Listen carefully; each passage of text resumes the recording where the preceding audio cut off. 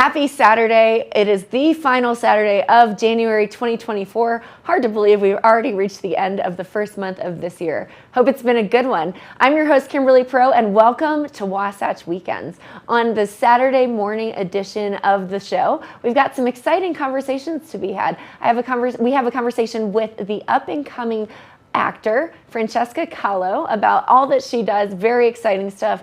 Plus, cookie artist Sabrina Feldman takes us through the start to finish of how to make a delicious Valentine's Day cookie. But before we get started, let's take a look at today's weather.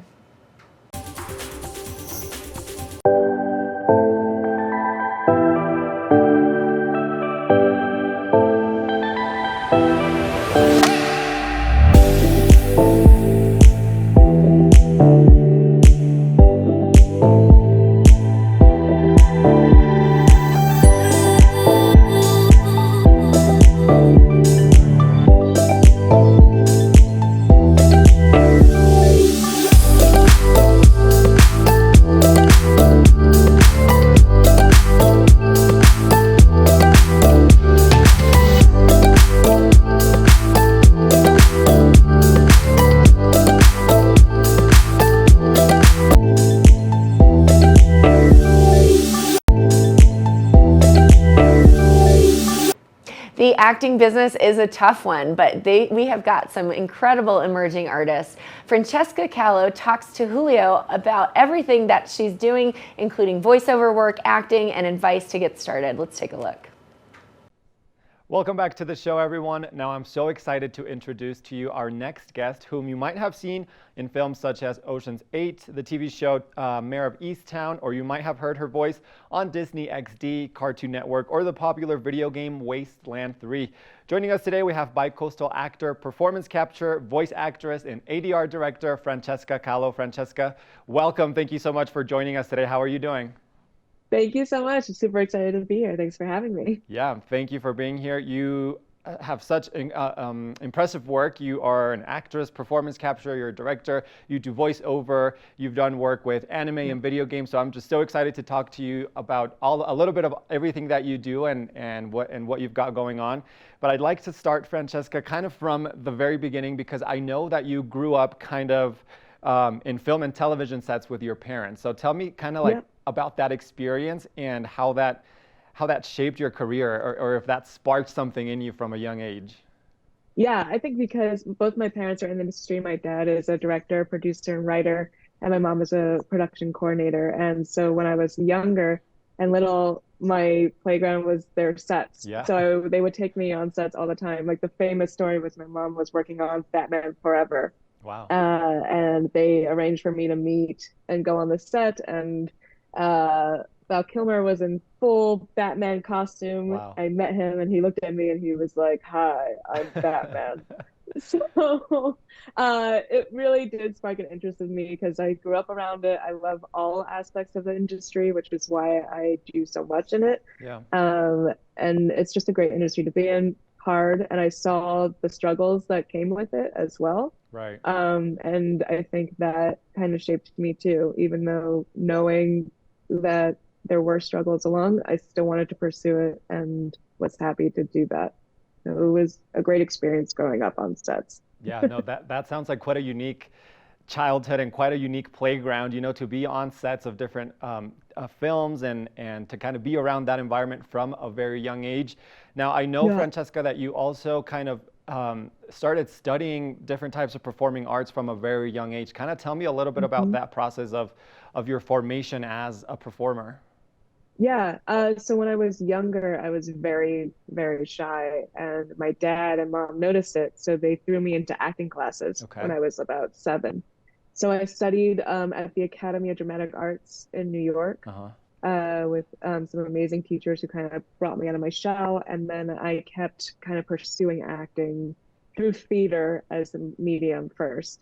So I studied with the Moscow Art Theater, and the Powerhouse Theater, which is in collaboration with New York Stage and Film. So they do a lot of new works and stuff like that. And I just kind of kept pursuing it in theater. And then theater is a great background in general to have as an actor. So I moved from theater into film and television, and then finally into voiceover and performance capture as well. Yeah.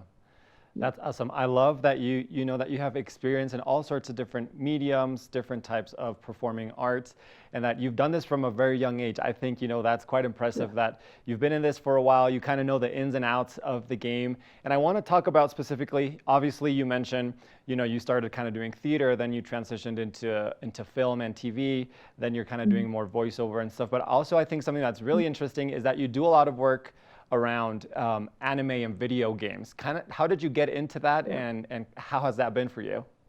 Yeah. So when I was younger, anime was like my Saturday morning cartoons. Yes. So I would watch like Pokemon, and they had this program called Toonami that was on like after school program where they just showed a bunch of different anime. So I grew up kind of watching anime, and I was always interested in it and that kind of culture.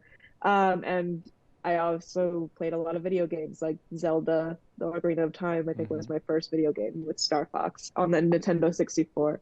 So I was always interested in that world, but I didn't realize that you could actually pursue it as an actor or in that world. And then a friend from college actually introduced me to my voiceover mentor and a great friend named Erica Schroeder, who plays like Eevee and Pokemon and does like a bunch of different animes and cartoons and stuff like that. So I started studying with her, and she got me into the studios in New York. And then, funnily enough, during the pandemic, it was actually a crazy time to be a voice actor because everyone was working from home. Yeah. So all these doors kind of opened worldwide. So I started working in video games and cartoons in LA and in London and across the world, essentially, and entered into that realm during the pandemic, which was a crazy time to be grateful for work and all that, but I was. Yeah. And then I entered into performance capture, which is a big part of the video game world right now. And it's great. It's a wonderful experience because especially performance capture in video games, it's like a culmination of all the work of theater, of film, and of voiceover, just putting everything together and working with your pure imagination. And I love it. Yeah. It's a wonderful place. I love that you mentioned performance capture because I actually wanted to ask you about that and kind of tell us what it is and how do you think it kind of differs from regular acting. I think you kind of touched on it. It kind of encompasses, all of different elements, but kind of tell me a little bit about performance capture. Yeah. So performance and motion capture, I think the most famous examples of it are like Andy Serkis as Gollum in Lord of the Rings, or the Planet of the Apes movie, or Avatar. Yes. But essentially, you're in like this suit that's like looks like pajamas essentially, and has like little balls on it. Yeah. And what's great is that it's basically you have cameras 360, and then you have a camera kind of in your face. So they're capturing all your face motions as well as your body movements. Yeah.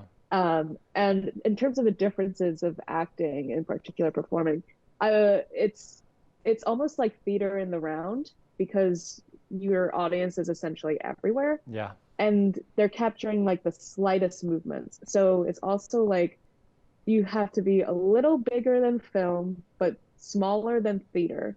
And then you're also like using your voice as well to create the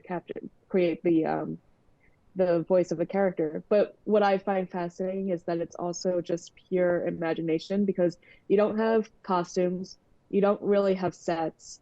And for video games, like your props could just be like a Nerf gun, right, or just like a rubber like pool noodle or something like that.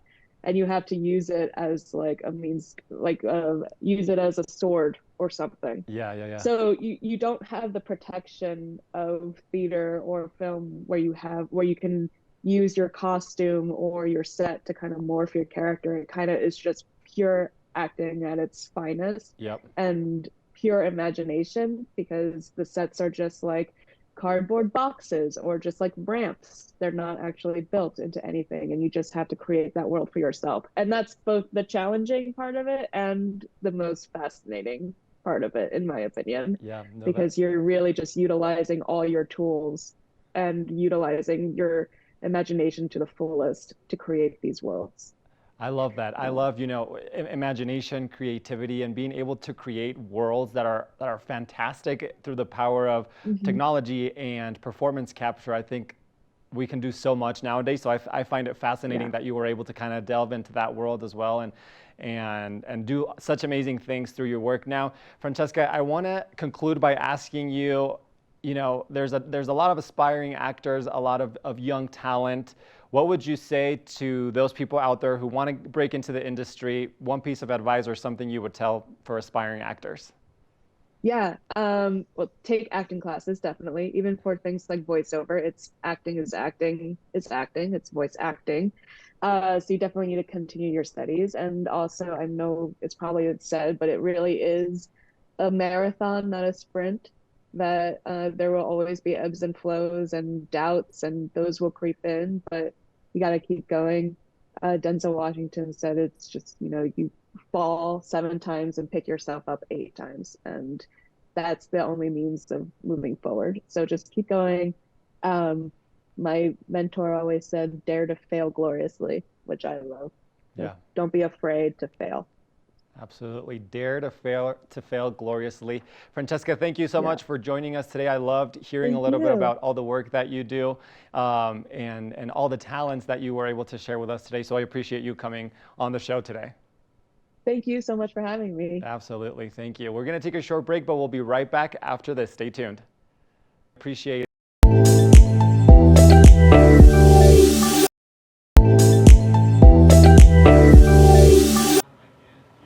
I always have a blast in the kitchen, and joining me in the kitchen recently is the cookie artist Sabrina Feldman. We are talking about how to make a delicious, decorative cookie for Valentine's Day. But to get started, we have to make the dough first, so let's take a look. Now, getting into the kitchen is always a blast, especially when you are baking cookies. And joining me today to show us how to make a beautiful decorated cookie, probably like you've seen all over the social media, I've got Sabrina Feldman, cookie artist, here to talk about how to do it and show us all the ways and the tricks of the trade. Sabrina, how are you? I'm great. How are you? I'm so good. I'm excited to be in the kitchen because I watch Instagram videos of decorated cookies all the time. So I cannot wait to see your process and to learn how to do it. That's how I got started, actually. During COVID, I was really bored and on social media all day, every day. And I was like, I think I can do this. So I gave it a try, and that was 3.5 years ago. And now I do it for fun for friends. I sell my cookies on the side for fun as well. I love it so much. Well, the work that you do is so great, and you've been featured all over the place. You've done some stuff for Marvel, and they've featured your cookies and your decorating, and it's just, it's very exciting stuff. It is. It's been really fun to tap into that creativity.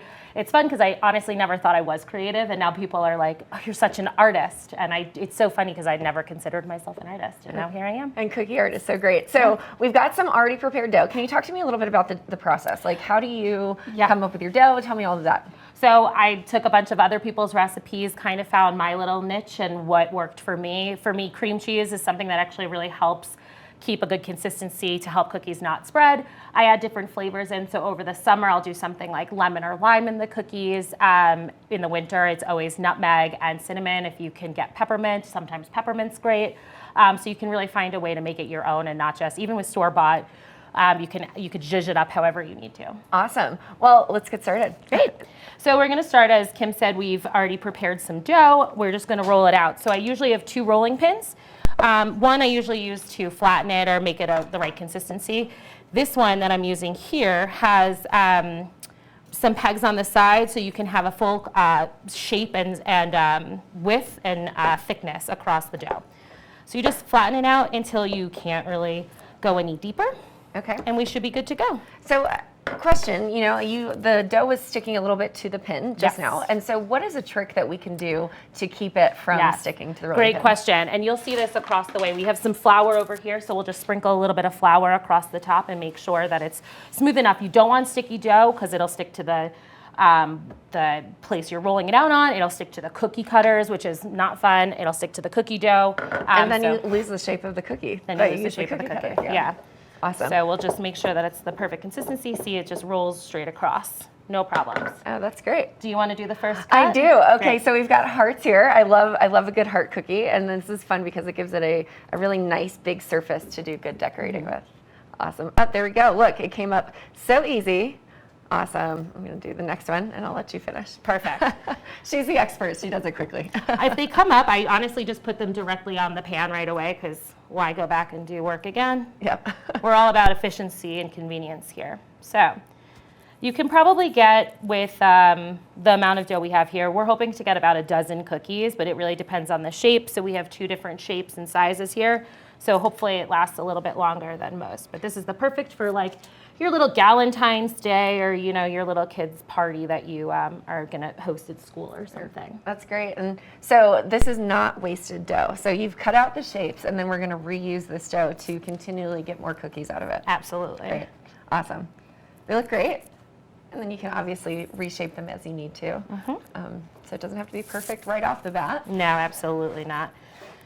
Great. And the best part, one of my favorite things, and we'll talk more about that when we get into the icing, is when you're decorating them, you can really change how you do each one. So you can be consistent across the board with them, or you can design them in a ton of different ways. That's so much fun. Now, what has been your favorite cookie shape that you've made so far? I know that's a big question. Very loaded question. So my brother got married in May, and he's very into video games. Okay. So I did a Super Mario and Peach, like a groom and a bride. How cute. And the place seatings were mushroom and stars. So they were really excited about it. They had so much fun, and it was a surprise for them. They didn't know that I was doing it. Oh, that's great. Yeah, so it was like a giant Super Mario and a giant Peach face. How fun. I love that. So you like to do just a lot of like pop culture decorated cookies. I love that. That's so much fun. It's a way for me to show what's fun for me. So like my niece's birthday is coming up, and I know she's very into Barbie right now. So that is the theme of her birthday party. So we're going to do a Barbie, a set of Barbie cookies. It's so much fun. Great. And so now we're just taking these cookies, we're putting them on parchment paper. How important is parchment paper? You know, I also use silicone mats, so they help. It just depends on what you have accessible. This is so easy to get, it's so cheap. And a lot of the times if I'm rolling out dough, I'll use the parchment paper on top of the dough or underneath as well, and then I'll just reuse it, no waste here. I'll reuse it as what I'm baking them on as well. That's great. And parchment paper really helps to get the cookies off the baking sheet so they don't stick. It makes it so easy. But if you didn't have that at home, could you use like butter or oil or? I wouldn't. Okay. I think it would change the consistency of the actual cookie. So that's not something that I would recommend doing. It's got enough butter in there and enough oil that you definitely don't need that in there.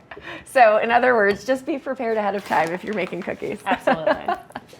Awesome. So you're putting more flour down just to continually make sure it does not stick to our rolling surface. Right, exactly. It's stuck a little bit, but the best part is you can always redo it. I love how the silver rolling pin just rolls straight across it when you Straight flatten it across. out. And honestly, these you can also change. So if you like a thicker cookie or if you like a thinner cookie, you can pop these ones off on this specific pin, which makes my life so easy. Got it. Okay, great. So the green around your rolling pin determines the thickness of the cookie. Yeah, so Got it. as you can see here, Yeah. it's an even across, so when it's baking, it'll cook evenly in the oven as well, which is something Awesome. that can be and has been a problem for me in the past. You know, I think people make cookies at home all the time, and I don't think they realize like there is a science to it. Oh my goodness. Something I am not is a scientist. So when it comes to like figuring out if I want a fluffier cookie, you add more baking powder. That's not my world. I leave that to the scientists and the professional bakers. I'm more of a cookie artist. You are the flavors and the artistry. Exactly. I love it. Well, great. Well, we've got these cookies going, so we're going to take a quick break, and then we will be back to make the frosting, which is going to be exciting. Yeah. We'll be right back after this.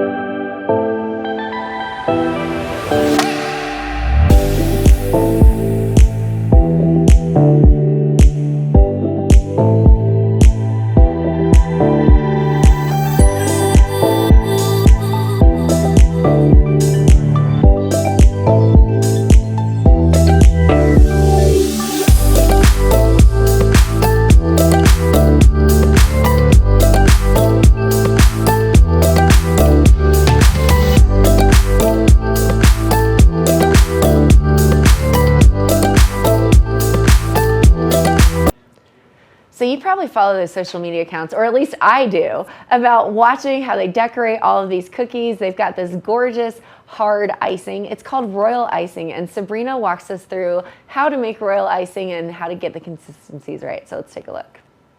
Now I'm standing here in the kitchen with the cookie artist, Sabrina Feldman, and she's one of those artists that you always see all over Instagram with the decor and decorating of a beautiful cookie. And the basis of that is royal icing. So Sabrina's gonna show us how to make royal icing today. So very excited. Yeah. So talk to me about the royal icing and, what is it? So royal icing is going to be, it's basically your palette and your paints for when you're decorating your cookies. So there are a couple of different ways that people make it, what works for them, the different things that, from a consistency standpoint. So I'll teach you about all the tricks and why we use certain products. I'm big into measuring the weight over like a teaspoon, a tablespoon. So that's how I typically do it. So I have my scale here. And this is just an easy food scale. You can get it anywhere. Yep, easy food scale. I'll put my pole or whatever utility I'm using directly on there and then net it down. So it's in grams, and now it's 0, even though obviously this bowl is.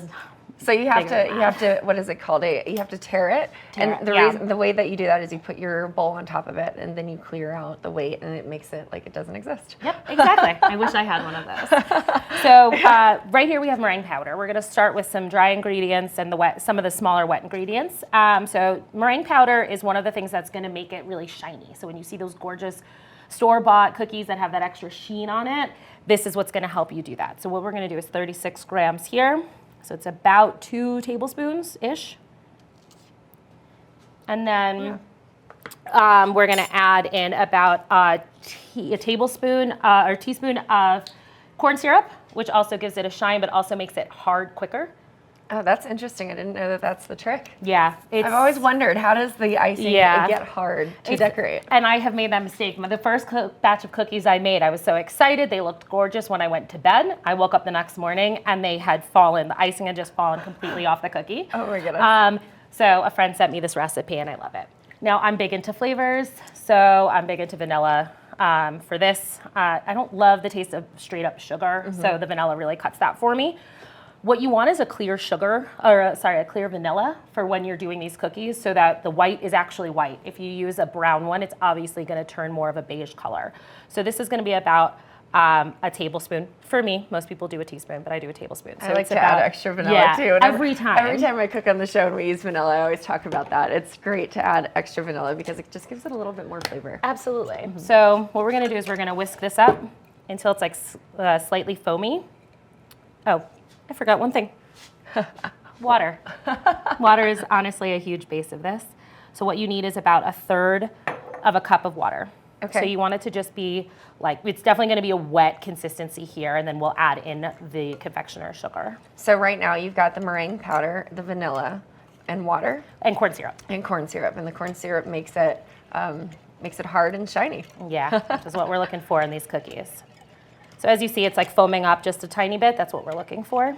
Okay. So and I do this with my hand whisk because it's not a ton of lift.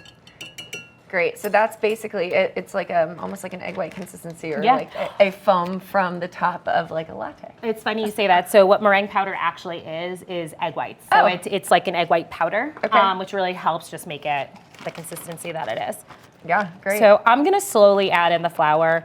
I am the messiest baker. That should be my nickname. So I try to mix it in a little bit first so that when I turn the mixer on, the hand mixer, it doesn't go all over the place. And I'm wearing a black shirt, so that's gonna be fun. Yep, exactly. So we'll start with this. Okay. And then you just hit the play right there. And this will have a nice kick to it. So I add mine in little by little to make sure, because the consistency can change very quickly throughout. We're gonna go with a half a bag of this, which is 16 ounces of sugar. Awesome. To start. And what we'll end up doing, and you'll see this as we move on, that there are gonna be 2 different types. Yeah, we'll go with 2 different types of consistencies today. So the first one's gonna be more firm. Okay. Which is gonna be the outline of the cookies. And kind of gives it a good setting. And if we're writing on the cookies, which we will probably be doing later, That'll also be the type of consistency you'd want. But then you're also going to flood the icing, flood the cookies. So that's going to be a much wetter consistency. Awesome. So flooding the cookie, tell me about it. What does that mean? Flooding the cookie is really filling in. It's as if you were coloring in a coloring book. Okay. And you're trying to color in the lines. You just want to cover the entire cookie. It's super wet, so it's like easy for it to become messy, but that's what we're going to work on today, is finding that perfect consistency. Awesome. And you can see it starting to really thicken up the more powdered sugar that you add into it. Absolutely. So that light, fluffy, like egg white consistency is no longer. Yeah, it looks great. I definitely want to try it, but I will wait. I will refrain from sticking my fingers into the frosting. I'm big into licking the whisk on the way out At before the it goes in end. the dishwasher. Obviously, and frosting is one that you can try ahead of time. If you eat the cookie dough because of the raw eggs, you shouldn't eat it, but Right, every once in a while you have to try a little bit. You just have to make sure it's all right before it goes in the oven, before you do anything else. You have to taste test everything. That's exactly right. So yeah, you're just consistently adding it in to make sure it's what kind of consistency are we looking for here? Right now it's going to be more firm, and we're going to slowly add water for the flood consistency. Okay. So we're just going to use as much sugar. So this one is definitely more what works for you also. So I play around, and every time I do it, I might start with 16 ounces and end up with 20 ounces of sugar, or the other way around. It just depends on, sometimes it's the air, sometimes, you've put a sprinkle of water too much in or something, or maybe I added too much flour that day. Okay. I mean, not flour, too much vanilla that day. And that obviously because vanilla is liquid, it changes the consistency as well. We're just gonna check and make sure that this is about 16. Yeah, perfect. Great.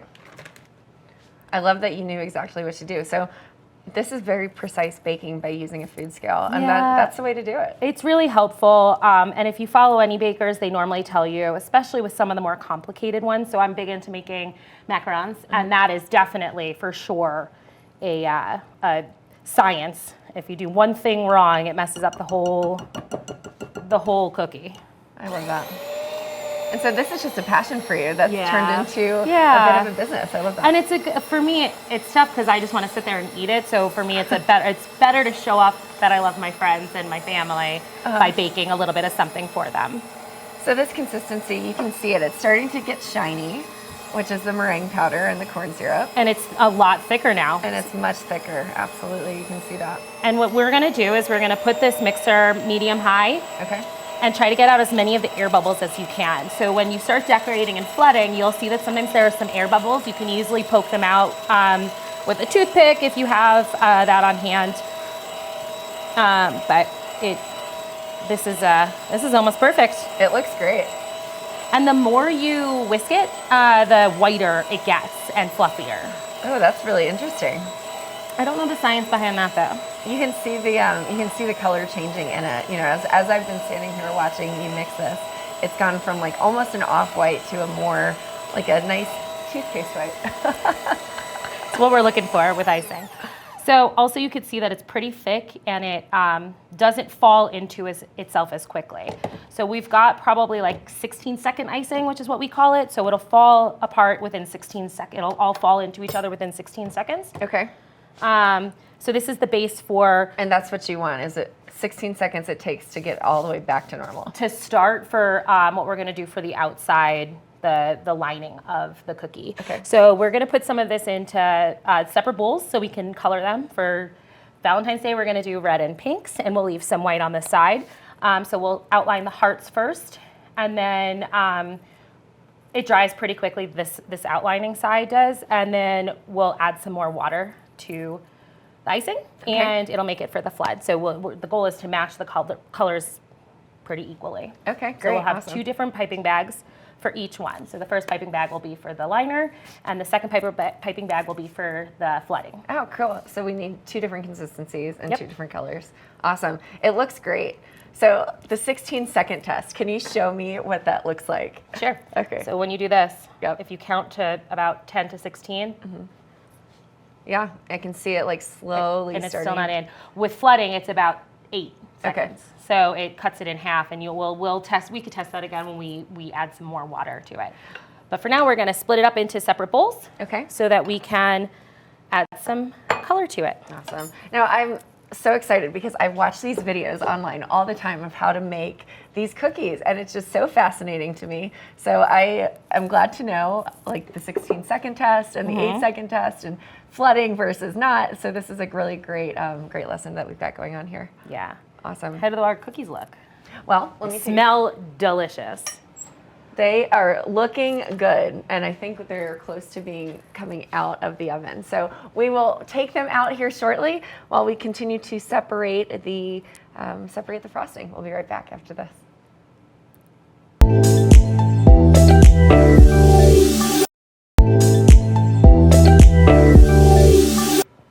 There are so many parts to making a gorgeous Valentine's Day cookie. So we've already made the royal icing, but Sabrina shows me how to flood and outline the cookie. She talks about the 2 different consistencies that you need of your royal icing. So let's take a look.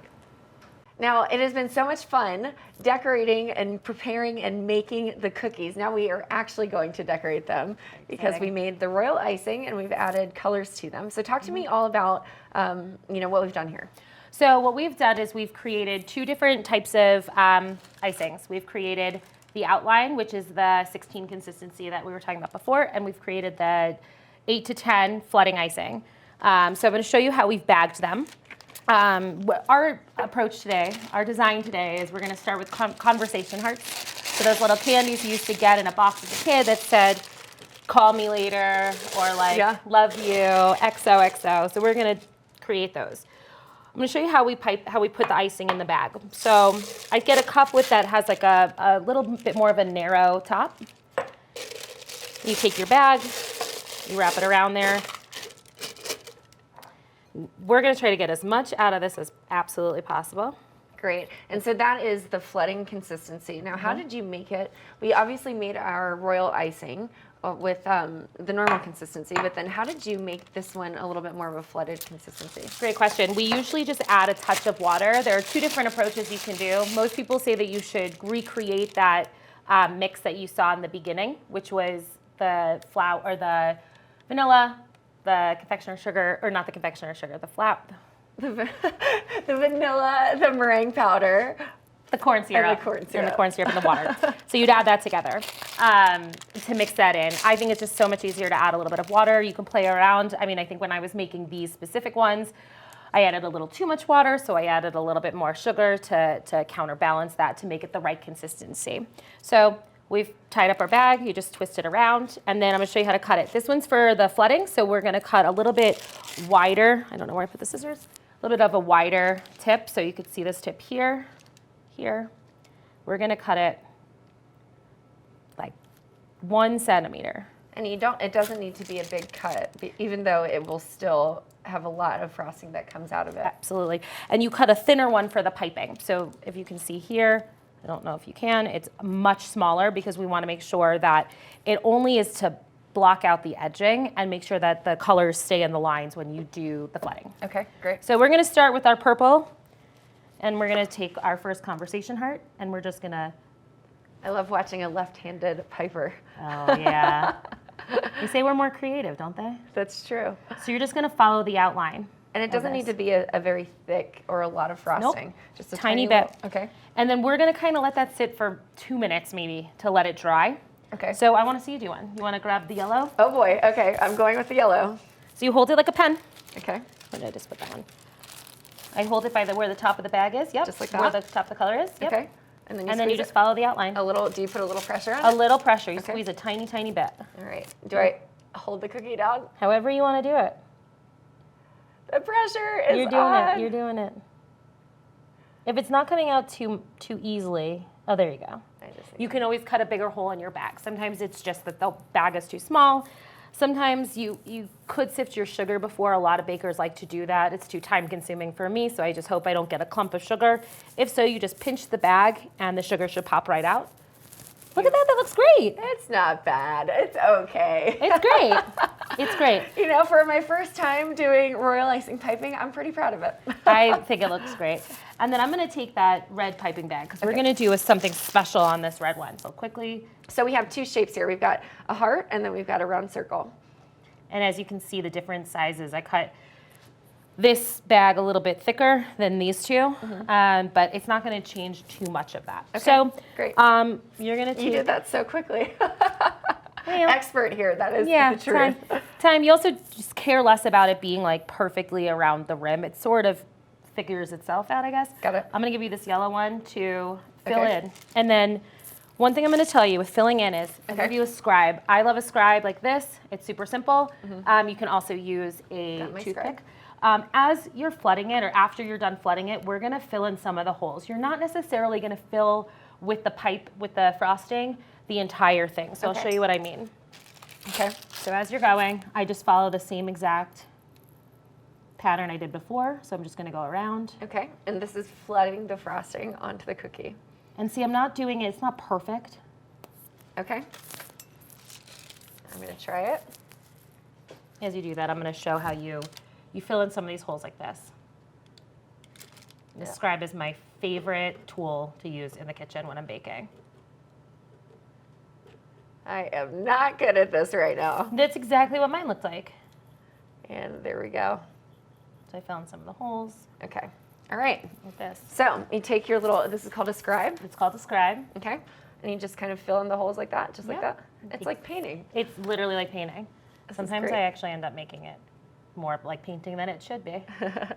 So we're just painting these in with our scribe, or if you had a toothpick, could that work too? Toothpick would be perfect. Anything that has a sharp point like this, not like a knife, that would not work. And sometimes if it's like on mine, you could see that there are kind of some things, little divots or pokes there. You can just go like this and it should work itself out. So how quickly does this dry? Ooh, depends. I made some the other day that it wasn't dry after like 12 hours. Usually it takes 6 to 12 hours. To be fully hardened. To be fully hardened where we would want to like write on them or do something like that. Okay, great. While you're finishing that one, I'm going to do this red one because I'm going to show you something super fun. Awesome. So I'm just sitting here coloring this in, and you said you can just stick it in the middle and Shake it around. shake it around. And it should be good. So Oops. with this red, I'm going to do something fun with this one. So we've also created a flood consistency for white, and I'm going to do little dots. Okay. So this is wet on wet frosting. Wet on wet frosting. I love that. And what you do is you take your little... This is very therapeutic. It is. That's why I started it. And look, I made little hearts by taking this scribe, just a little dot. Amazing. It looks like that latte art that you see at the coffee It shop. does. Oh my goodness. Super simple and easy to make it look elegant and special. That's great. So you just took the wet frosting, and then you took the white wet frosting, made little dots, and then just dragged your scarf through it. Yep. That's And just because perfect. we're here, this won't be one that we'll use, but you can also make a star. And so what you would do is you would pull it up and out. Oh, how cool. And you can also make, this That's one's so my much fun. favorite, is a rose. And the beauty of cookies is you don't have to be a super perfect artist. You can just really try it and see what works on your first couple, and Yep. then you just get to do what you want to I do. mean, look at how great yours looked. You thought it was, you were like, it's a mess, and it's perfect. It turned out pretty good. I can kind of see the edging, and I'm getting there. I'm learning. You're learning. So then what do we do next? So we're gonna let these dry. We'll fill in the rest of these, let them dry, and then you can write on them. They actually have edible markers that I love to use, so you can just be as simple as that. Or you can take your piping consistency with the red and write your little design, whatever you wanna write. Maybe you have a specific message for someone. So 2 different ways you can write. I personally really love using the piping bag and the frosting. Typically, to get it perfect, I would have a projector, which makes it's like a little trick. I don't have the best handwriting, so it's one way to make it perfect. Especially if you're trying to do if you want to use a specific font, you can easily follow that and just trace it. It's like being in 2nd grade again and tracing your letters. So it's super simple and really easy. So we'll fill these in, and then hopefully we'll get to some writing in a little bit. Awesome. Well, this is going to be great. So we have a bunch of different colors. So how did you make the colors? Tell me about that. Yeah, so we took the frosting, the icing that I had already created, basic white, and then we separated it into, I think it was 4 different bowls for 4 different colors, right? And then we took the main consistency, put that directly in a piping bag after we made our colors. And then we And took, that's for the edging. that's for the edging.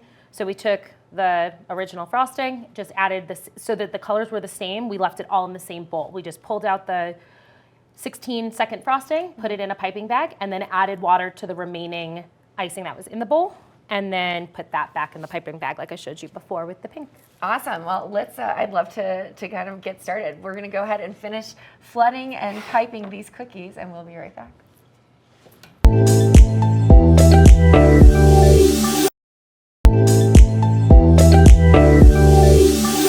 Sabrina and I get into the fun stuff. We cooled our royal icing to make sure it was hard, and now we're going to decorate them. She shows me how to apply the right kind of pressure as you are writing fun messages on these cookies. Let's take a look. Now our cookies have hardened, the royal icing has hardened. Very excited. So what do we do now? We just have fun with it, right? Now you can put whatever you want on it. So now that they're hard, what we've taken is some of the outlining consistency, so that 16-second consistency, which gives it a nice writing utensil. So we thought we'd have some fun with the conversation hearts. My favorite one growing up was hot stuff. So I'm gonna write that one. You hold it, just twist it. Twist it as much as possible. A lot of people do put like a rubber band or a clip on the end. I don't, because I always add more frosting in. So lines are the easiest to do. It looks great, and you're just putting a nice consistent pressure on the bag to get the frosting out. Yep, a tiny pinch is what I would call it. A tiny pinch, okay. I'm gonna watch you do this, and then I'm gonna try one. Lines to me are so much easier than, you know, anything circular or round. So hot stuff was mine. What was your favorite one? You know, I like the hot stuff, and I think I just like the I love you. Oh yeah. I heart you. I think we did that. Oh yeah, we could do that with one. the letters. That was fun. I might do that one. So this is fun because you get to add like a personal touch. I think I said it before that you could get a projector, so it's like more perfect. But I think for something like this, that's supposed to be fun and light and easy to do. Ooh, call me. That was a good one. Call me was a good one. Now it's text me. I think when we were younger, it was call me. Now it's text me. I'm gonna stick to the classics. I'm gonna try call me. We'll see how this turns out. Oh boy. Oh boy. Nice. Yeah, you're doing great. And gentle. Whoops. Oh boy is right. And here we go. There's the A. You're doing great. So it's interesting consistency because it's kind of sticky. Yeah. But it's also. But isn't it a little bit easier than you thought it would be? It is. Like I think it looks like it's overwhelming and like a little bit of a challenge. And oh, lines are great. Yeah, my see? L's look awesome. All right, let's try this. And then the me, one line. And it just kind of breaks off because it's so thick. Right? Just like that? Yep. Well, almost. There's my M. It's like a second grader wrote it. Hey, you know, I usually am pretty good at writing things, but for the first time trying this, I'm pretty proud of it. It looks great. And you did this whole cookie. That's your I did. yellow, the outlining. I did Look the at outlining. It. Oh, I feel bad. great. I feel great about this. They look great. Okay, my turn. I'm going to hold mine up. Hers looks much better than mine does because she is the professional cookie artist. But here we go. We did it. We nailed it. They look great. Call me hot stuff. Messages to everyone out there. Absolutely. It's lots of fun. But we can really just kind of play with these and do whatever you want to. Like, let's say I didn't want to do the actual like words. I could just like do some fun designs on it. And yeah, why not? Yeah. Do you want to do like a heart? Sure. Another heart on there? Yeah, let's try it. So, I mean, I also think a heart is somewhat on the easier side because it's just a loop. Mm-hmm. That looks great. And so do you practice this ahead of time? Like, have you practiced it? Occasionally, if I think there's something that's going to be a little bit challenging, if it's like a face or a design, I'll kind of draw it out first and like stencil it with the icing on top of it. Oh my gosh, that looks great. Getting there. Yeah, so I'll play around a little bit before, maybe on like a paper towel or like on a plate because you can quickly rinse off a plate. So yeah, sometimes I'll play around and like see. Not bad. Ah, that looks beautiful. That looks like a 12-year-old did it, but that's okay. I'm getting there. I'm learning and practicing. Okay, good. This is fun. So it's so much fun to just be able to put your own spin on everything that you've touched. You know, like it's not something that you can just get off the shelf. And like I don't think I've ever seen cookies like this at like a store that you could just go buy cookies at. So I hope you guys have fun making these this year for your loved ones this holiday. Absolutely. Now, can we follow you or see your work, or you keep it kind of quiet? No, you it's can word of mouth? absolutely follow me. My Instagram handle is Sabrina Sweet Treats. I love that. Sabrina Sweet Treats. Yes. So super fun. Love these cookies. We had a blast in the kitchen today learning how to make royal icing, to deal with it, and to manipulate it to make gorgeous cookies. So we'll be right back after this.